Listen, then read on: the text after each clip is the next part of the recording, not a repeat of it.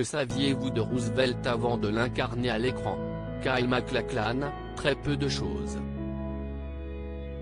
Une partie du processus a donc été pour moi de découvrir ce personnage hors du commun.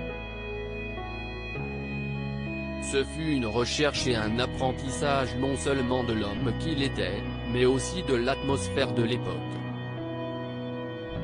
Il ne faut pas oublier la situation dans laquelle le monde se trouvait quand il est arrivé au pouvoir.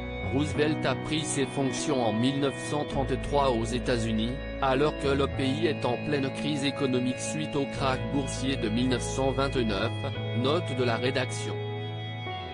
Qu'avez-vous appris de surprenant à son propos? C'était un vrai leader, à la fois positif et puissant, mais j'ai été surpris de constater à quel point il se sentait proche des gens. Il avait ce besoin vital de prendre soin du peuple. Et il avait, en plus, une vision moderne du monde. Il a été l'un des premiers à prendre conscience de l'intérêt qu'avaient les États-Unis à devenir un acteur mondial. Il luttait contre l'état d'esprit isolationniste du pays à l'époque. Les gens étaient encore affectés, même des décennies plus tard, par la Première Guerre mondiale et ne voulaient pas s'impliquer dans ce qui se passait en Europe. Quel a été le plus grand défi à relever en acceptant ce rôle? Je crois que le plus difficile a surtout été sur le plan physique. Incarner Roosevelt n'est pas de tout repos.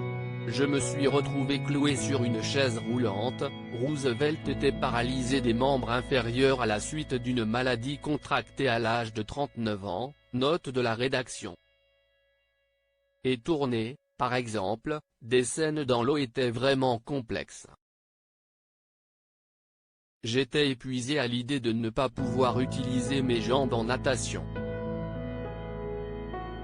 J'ai de l'admiration pour le courage de cet homme et la force incroyable qu'il devait avoir pour bouger le haut de son corps malgré son handicap.